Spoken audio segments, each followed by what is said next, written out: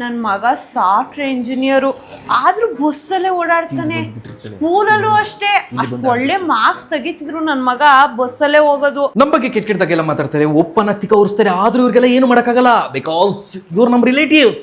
ಇನ್ನು engineering college ಅದೇನ್ matter ಅಂತ ಹೇಳಿ ಅತ್ತೆ. ನಿನ್ ಮಗ ಇಂಜಿನಿಯರ್ ಓದವನೆ, ಸಾಫ್ಟ್ವೇರ್ ಇಂಜಿನಿಯರ್ ಎಲ್ಲ ಗೊತ್ತು. ಮನೆಗೆ ಯಾಕೆ ಬಂದಿದ್ದೀರಾ, ಏನ್ ಪ್ರಾಬ್ಲಮ್ ಅದನ್ನ ಹೇಳಿ.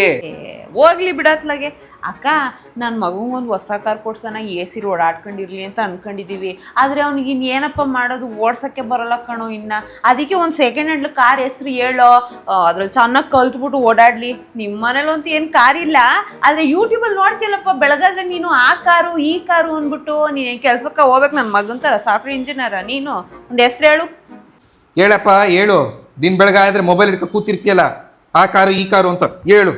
ಕೆಲವೊಂದ್ಸಲ ಯುದ್ಧ ಗೆಲ್ಬೇಕು ಅಂತಂದ್ರೆ ಶಕ್ತಿಗಿಂತ ಯುಕ್ತಿ ಮುಖ್ಯ. You understand? Second hand car Polo diesel ತಗೋಬಿಡಿಯತ್ತೆ, ಒಳ್ಳೆ ಕಾರು. ಹಾ ಪೋಲೋ ಡೀಸೆಲ್. ಡೀಸೆಲಾ?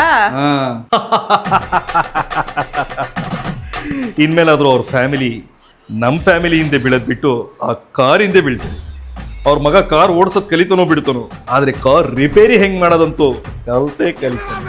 ಜಸ್ಟ್ ಫಾಲೋ ಅಷ್ಟೇ. AC ಬರ್ತಿದೇನಪ್ಪ?